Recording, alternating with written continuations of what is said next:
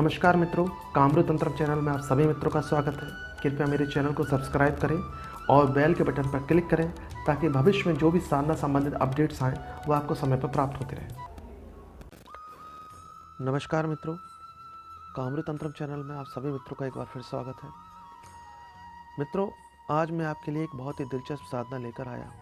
ये साधना बहुत ही अच्छी है क्योंकि इसमें किसी मंत्र की आवश्यकता नहीं है और बहुत ही कम समय में अपना कार्य पूर्ण करती है और बिना किसी तकलीफ के ये साधना सफल भी होती है।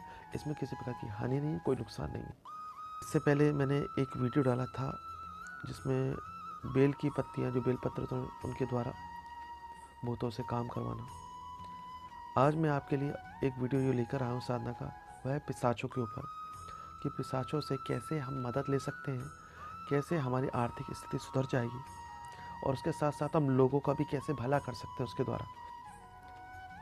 यूट्यूब पर भरमार है साधनाओं का, कुछ हकीकत में है तो कुछ काल्पनिक है जो बनावटी हैं। मेरी कोई भी साधना काल्पनिक नहीं होती है और 100% कार्य करती है। ये जो साधना आपके लिए मित्रों लेकर आया हूँ, इसमें कोई विशेष ज़्यादा सामग्री की आवश्यकता नहीं है। जो भी सामग्री आप आसानी से उपलब्ध करा लेंगे अपने लिए। सामग्री से पहले मैं कुछ बता दूं आपको। सामग्री से पहले आपको पहले पिशाचों के बारे में कुछ बताना चाहूँगा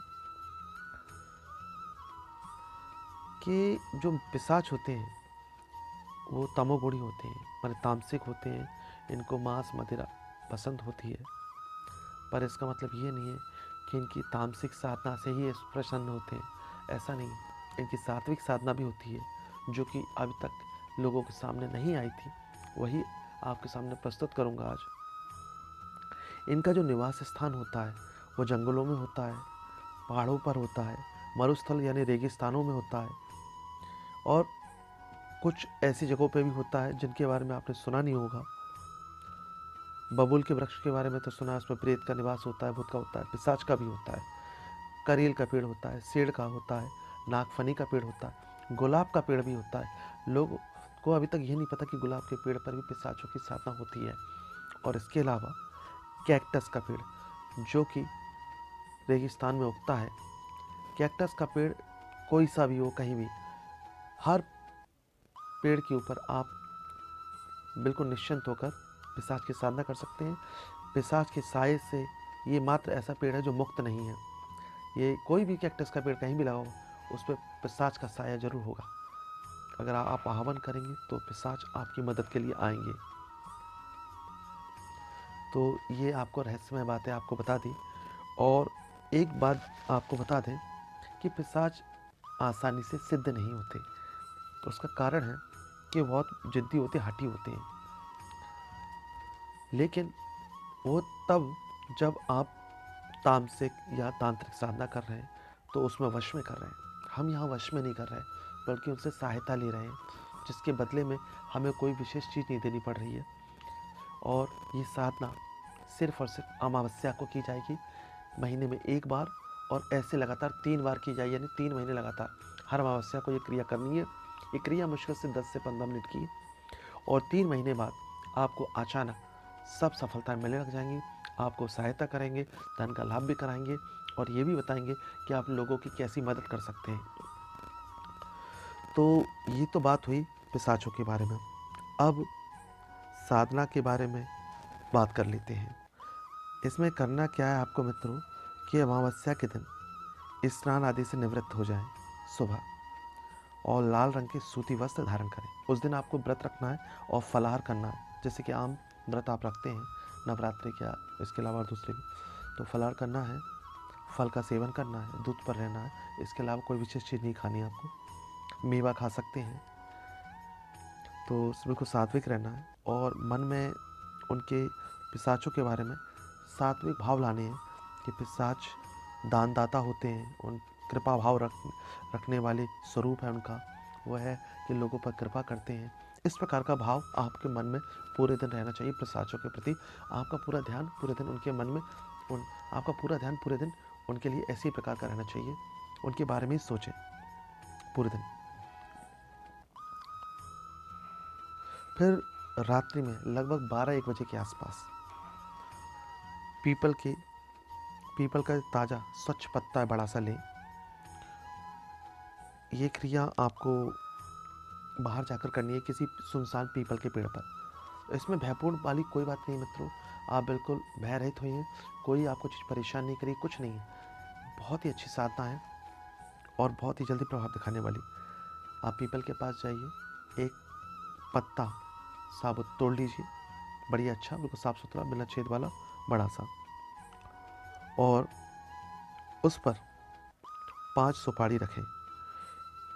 जो साबुत पूजा वाली सुपारी होती है वो 5 सुपारी रखें, और उनके अंदर ऐसा भाव रखें अपना कि इनके अंदर जो प्रेत शक्ति है, प्रेतों की शक्ति है, वह स्थापित हो गई है, इनके अंदर प्राण प्रतिष्ठा हो गई, ऐसी कल्पना करनी है आपको उनको देखते हुए, और उनको प्रेत रूप माने कि ये प्रेत का प्रतीक है। और उनकी अगरबत्ती से आरती उतारें। सिर्फ एक बात मित्रों आपको याद रखनी है कि अगरबत्ती के सिवा धूप का या दीपक का किसी प्रयोग नहीं करना, सिर्फ अगरबत्ती का प्रयोग करें और दूसरे किसी पदार्थ का प्रयोग न करें। उससे उनकी आरती उतारें, उनके ऊपर काले तिल चढ़ाएं, फूल चढ़ाएं, दही चावल मीठे पुए चढ़ाकर ऊपर से गुलाब जल छिड़कें, और दही चढ़ाएं तो ऊपर से गुलाब जल छिड़कें।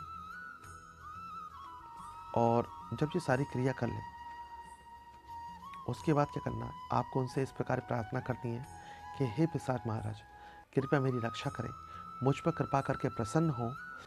मैं प्रत्येक अमावस्या को इसी प्रकार से अर्चना करके आपको तृप्त करूंगा। आप मुझे धन दान प्रदान करके अनुग्रहित करें, आपके द्वारा मैं दूसरों के संकटों का निवारण कर सकूं, मुझे ऐसी शक्ति प्रदान करें।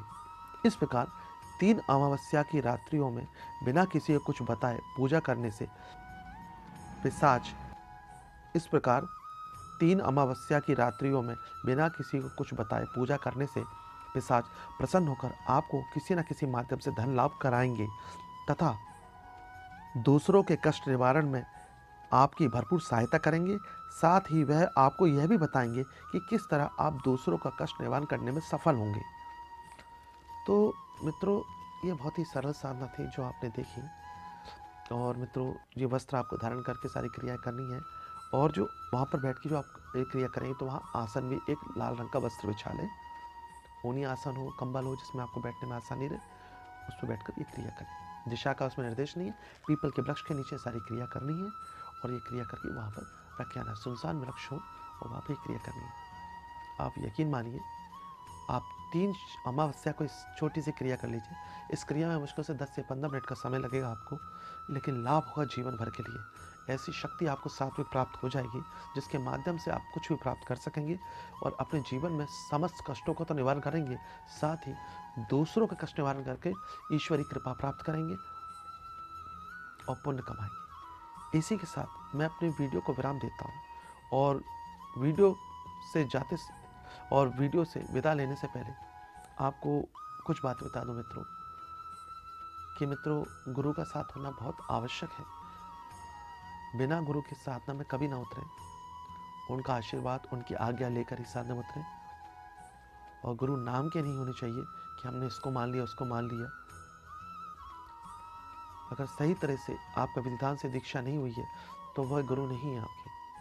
इसलिए गुरु अवश्य बनाएं। और दूसरी बात मित्रों, जिन मित्रों को मालाएं मिलने में दिक्कत आती हैं तो उनके लिए मैंने डिस्क्रिप्शन पर लिंक डाल रखा है। अगर आप चाहें तो उन लिंकों से भी ले सकते हैं, अथवा आपके पास अगर कहीं असली प्रमाणित मालाएं मिल रही हैं तो वहाँ से ले सकते हैं। ये सिर्फ लिंक इसलिए डाले गए ताकि आप आसानी से उन मालाओं को प्राप्त कर सकें और अपनी साधनाओं में सफलता प्राप्त कर सकें। क्योंकि अगर शुद्ध और असली चीज़ नहीं मिलेगी आपको मित्रों, तो आप सफलता की उम्मीद बिल्कुल छोड़ दीजिए।